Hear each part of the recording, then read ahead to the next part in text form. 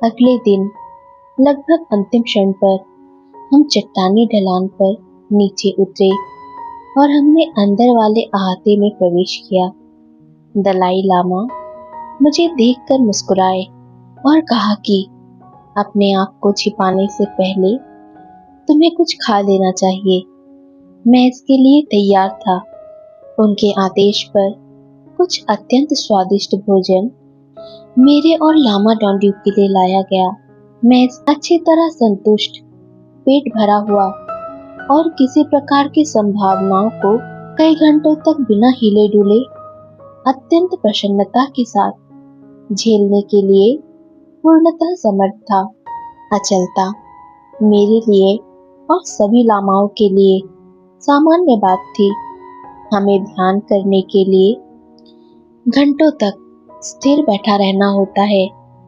काफी पुराने समय से, सही कहा जाए तो लगभग पिछले सालों से स्थिर रूप से घंटों तक बैठना मुझे यही पढ़ाया गया था।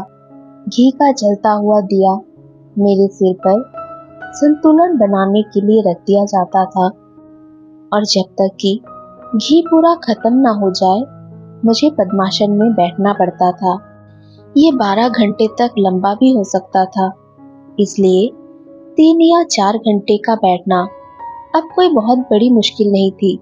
मेरे ठीक सामने दलाई लामा 6 फुट ऊंचे अपने सिंहासन पर पद्मासन में बैठे। वह और मैं अचल रहे, स्थिर रहे और खुली हुई तरफ से काफी उल्लासित चीनी तरीके से चीखने जैसी आवाजें आई।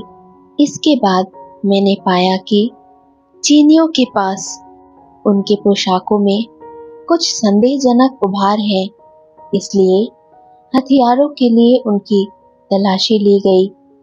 जब उन्हें अंदर वाले अहाते में प्रवेश करने के लिए इजाजत मिली, हमने उन्हें घरेलू रक्षकों के साथ कॉजवे को पार करके मंडप के पोर्च तक पीछे पीछे आते हुए देखा। एक उच्च श्रेणी के लामा ने कहा, ओम मानी पद्मे हुम, और चीनी लोगों ने सौहार्द्रता पूर्वक उसे दोहराने की बजाय अपनी चीनी भाषा में कहा, ओमी ट्योफो, अर्थात हम यहाँ हैं, ओह अमीडा बुद्ध। मैंने स्वयं सोचा, ठीक है लोकसांग, तुम्हारा काम आसान है। उन्होंने अपने वास्तविक रंग दिखा दिए। जब अपने छिपने के स्थान से मैंने उन्हें देखा, मैं उनके प्रभामंडल को कांपते हुए पा रहा था और कुछ कुछ सूजा हुआ, कुछ भंवरदार, घृणा से भरे हुए विचारों वाला चमकीले लाल रंग सा दिखाई दे रहा था। पसंद न आने वाले रंगों की उच्च विचारों के शुद्ध शेड भी नहीं, बल्कि कुछ दूसरे गंदे रंग, जिसमें जीवन का बल, पदार्थवाद और गंदे कामों की तरफ झुका रहता है। यह इस प्रकार के लोग थे जिनके बारे में हम कहते हैं, उनकी वाणी बहुत सुंदर थी, परंतु विचार बहुत ही गंदे। मैंने दलाई लामा को देखा।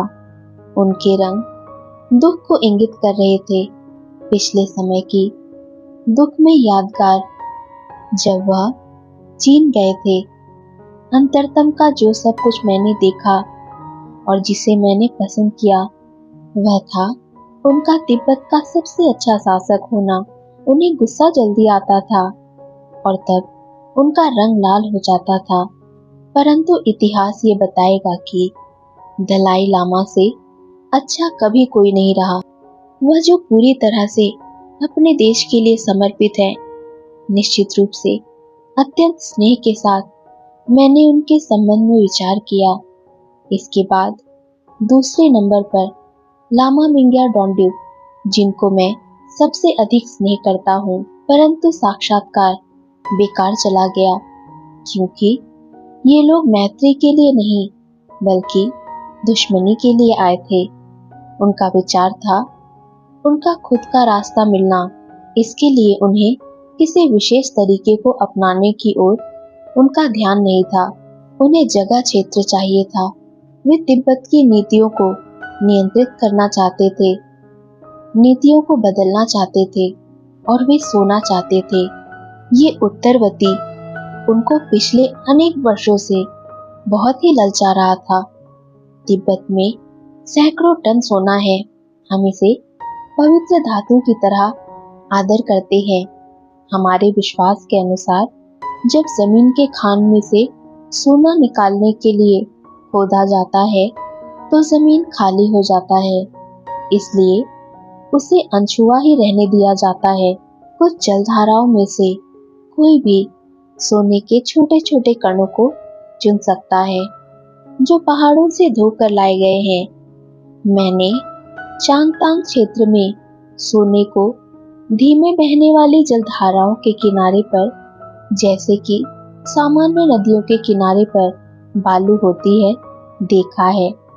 हम इन छोटे कणों में से कुछ को पिघला लेते हैं, इन्हें गला देते हैं और उनसे मंदिरों के आभूषण बनाते हैं।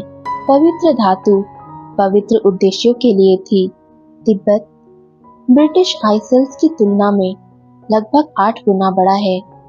ज्यादातर क्षेत्र व्यवहारिक रूप से अनखोजे हुए हैं, परंतु लामा मिंग्या डोंडिप के साथ अपनी यात्राओं से मैं जानता हूँ कि वहाँ सोना, चांदी और यूरेनियम है। हमने कभी पश्चिमी लोगों को उनके गंभीर प्रयासों के बावजूद सर्वेक्षण के लिए आज्ञा नहीं दी, क्योंकि हमारी पुरानी कहावतों के अनुसार जहाँ भी पश्चिम के लोग जाते हैं वहाँ युद्ध अवश्य आता है। हमें सुनहरी तुरैयों, सुनहरी तस्तरियों, सुनहरे सोने में लपेटे हुए झूठ के बारे में पढ़ते समय ये याद रखना चाहिए कि सोना तिब्बत में अप्राप्त धातु नहीं है, बल्कि पवित्र धातु है। यदि मानव जाति अनर्थक शक्ति के लिए झगड़ने के बजाय शांति के लिए एक साथ काम करे तो तिब्बत दुनिया का सबसे बड़ा भंडार गृह हो सकता है।